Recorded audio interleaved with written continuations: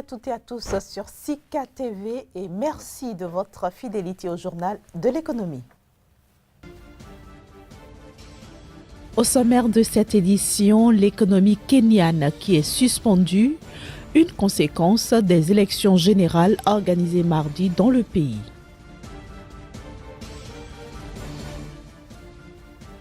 L'Égypte met la barre haute pour satisfaire la demande locale en poissons. Le pays entend produire 2,2 millions de tonnes d'ici 2022.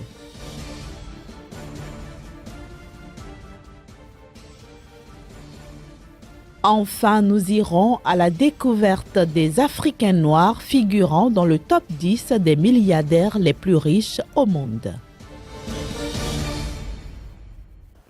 Je le disais à l'instant, les élections qui ont eu lieu mardi au Kenya ont carrément mis en berne les activités économiques dans le pays. Tourisme, agriculture, industrie, dans tous les secteurs de l'économie kenyane, eh bien, on attend l'issue du scrutin avec impatience. Il faut dire qu'en moyenne, les années électorales ont fait perdre 1,5 point de croissance au pays par le passé.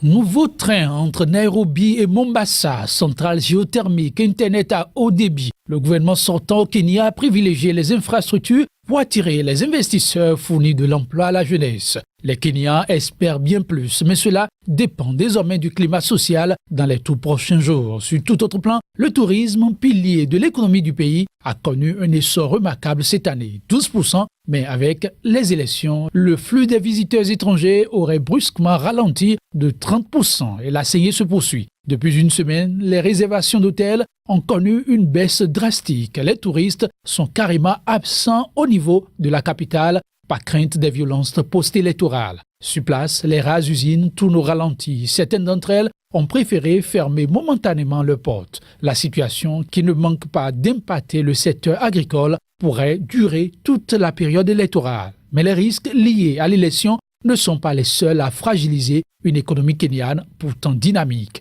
La sécheresse porte un coup dur à l'autre secteur prépondérant avec celui des services, l'agriculture. La production du maïs s'est effondrée, le coût de la céréale la plus consommée a doublé et les déplacements de troupeaux du Nord trop secs sont devenus insoutenables pour les éleveurs du centre du Kenya. Pour la croissance économique à venir, l'issue du scrutin sera sans doute l'un des éléments déterminants.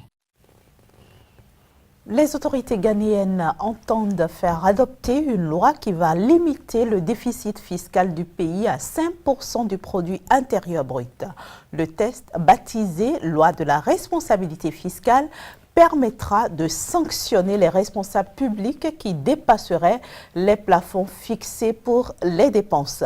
Le but visé par cette loi est de remettre l'économie ghanéenne sur les pieds tout en empêchant les gouvernements à venir d'y changer quoi que ce soit. Précisons que le Ghana travaille actuellement à ramener cette année son déficit à 6,3% du PIB contre 9,3% en 2016. Atteindre une production de 2,2 millions de tonnes de poissons d'ici 2022, telle est la nouvelle ambition que nourrissent les autorités égyptiennes, de quoi permettre au pays de mieux couvrir la demande locale qui évolue au même rythme, bien sûr, que la croissance démographique et l'attrait des consommateurs pour cette denrée du fait de la hausse du prix de la viande. Il faut dire que chaque année, l'Égypte consomme 1,94 million de tonnes de poissons.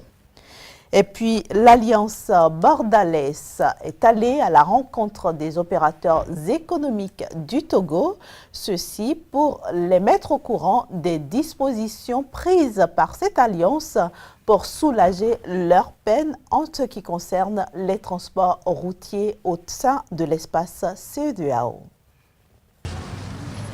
La libre circulation des personnes et des biens dans les transports routiers inter-États dans l'espace CEDEAO. Les opérateurs économiques togolais sont allés à l'école de l'Alliance bordelaise pour s'imprégner des dispositions en leur faveur. Les problèmes soulevés par les opérateurs économiques, essentiellement dans la région, sont liés aux tracasseries routières. Cela revient de manière récurrente. Nous pensons que le Togo a fait un gros effort en matière de gouvernance routière, comparativement à d'autres corridors. Approfondir l'économie régionale en éliminant des barrières tarifaires et non tarifaires, c'est l'objectif visé par Alliance Bordelaise basée au Ghana, une association d'entreprises privées travaillant avec celle du public. Une fois le comité national lancé, nous allons nous appuyer sur ce comité national pour mener certaines des activités de sensibilisation, de formation, de plaidoyer au niveau du Togo. Plusieurs projets seront étudiés et exécutés dans les jours à venir par la représentation nationale de cette association afin de rendre véritablement les opérateurs économiques du Togo et ceux de l'espace CEDEAO en général plus libres dans leurs affaires. Intéressons-nous maintenant au top 10 des milliardaires noirs les plus riches au monde. Selon le magazine américain Forbes qui a fait le classement, 5 Africains figurent dans ce top 10. Sur les 10 personnalités noires les plus riches du monde, 5 sont issus du continent africain. C'est ce qui ressort du nouveau classement publié par le magazine américain Forbes. En tête de liste, on retrouve sans surprise le Nigérian Aliko Dangote. Avec une fortune estimée à 12 milliards 200 de dollars, il demeure l'homme noir le plus riche au monde. Il devance de loin le Saoudien d'origine éthiopienne Mohamed Al-Hamoudi qui totalise 8 milliards 400 de dollars. Sur la troisième marche du podium, un autre Nigérian, Mike Adenunga, avec une fortune estimée à 6 milliards 100 de dollars, juste devant Isabel dos Santos, fille du président angolais José Eduardo dos Santos, dont la fortune s'élève à 3 milliards 100 de dollars. Le quatrième Africain le plus riche au monde, c'est le patron de la firme d'investissement africain Rainbow Capital, Patrice Motsepe. Avec une fortune de 1 milliard 81 de dollars, il occupe le 7e rang mondial après les Américains Oprah Winfrey et Robert Smith. Patrice Motsepe est talonné par la Nigériane Folorunsho Alakinja qui possède une fortune de 1 milliard 61 de dollars et occupe donc le 8e rang mondial. Enfin, le Britannique d'origine soudanaise Mohamed Ibrahim ferme la marche des 5 Africains figurant dans le top 10 des milliardaires les plus riches du monde. Avec une fortune de 1 milliard 14 de dollars, il occupe le 10e rang mondial derrière l'Américain Michael Jordan. Direction maintenant le Burkina Faso où nous allons nous intéresser au plan stratégique 2016-2021 de développement des PME-PMI.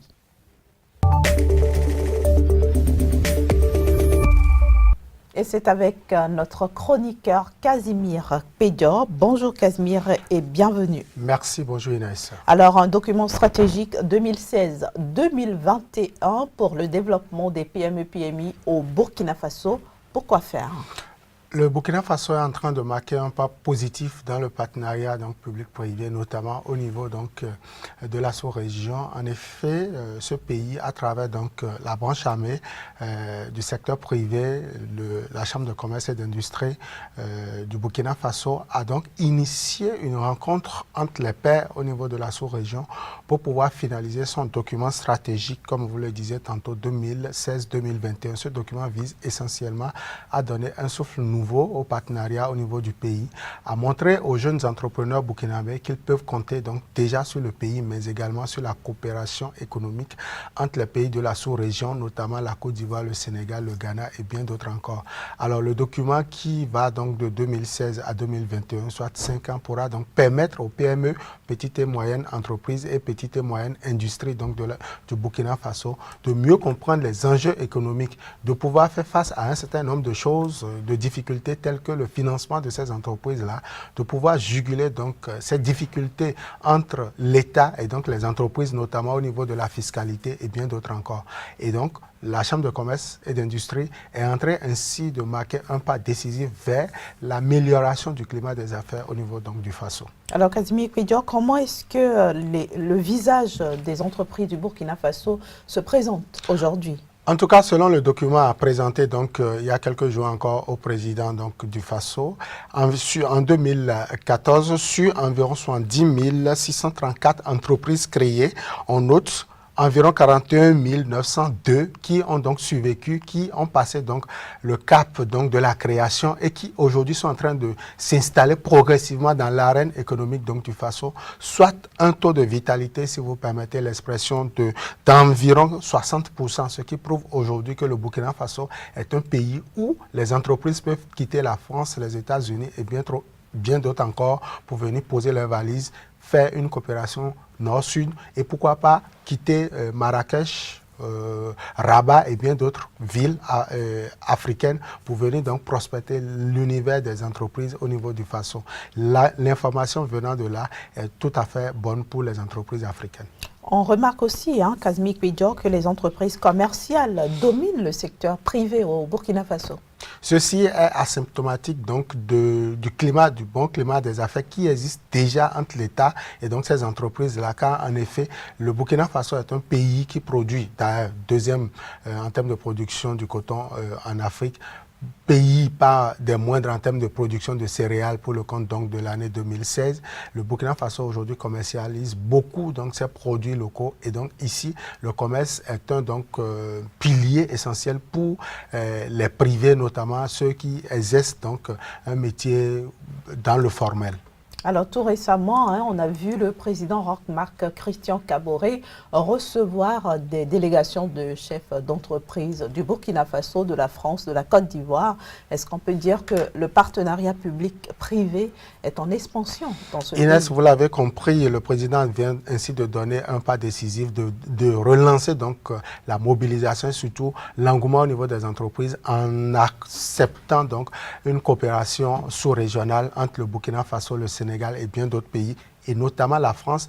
Les entreprises donc, de ces pays-là sont venues donc, marquer un saut décisif au niveau donc, du partenariat. Et ce n'est pas l'État qui veut rester en marge donc, de ce cadre formel de partenariat. Le président du Faso a donné un bon signe, certainement à ses pairs, donc, comme Patrice Talon, comme le président ivoirien Alassane Dramane Ouattara et bien d'autres encore, pour montrer véritablement que l'Afrique aujourd'hui peut marquer un pas décisif dans le partenariat commercial entre donc, les villes déjà et aussi entre les villes du vieux continent. Pour conclure, on peut dire que l'économie du Burkina Faso pourrait s'accroître dans les jours à venir, dans les mois, les années à venir. En tout cas, c'est les observateurs qui l'ont dit. D'ici à là, le Burkina Faso pourra, en dehors donc, du coton, marquer un pas décisif. Déjà que c'est un pays qui est frappé par le saut donc, du pays de l'interland, pays enclavé. Donc, vouloir donc d'un partenariat comme celui-là, c'est forcément s'engager sur la voie du développement. Merci beaucoup, Kazmi Kouidjo, pour toutes ces explications. On se donne rendez-vous demain. Toujours avec le même plaisir. Chers amis téléspectateurs, vous l'aurez compris, nous sommes déjà à la fin de ce numéro du Journal de l'économie. Merci de nous avoir reçus chez vous.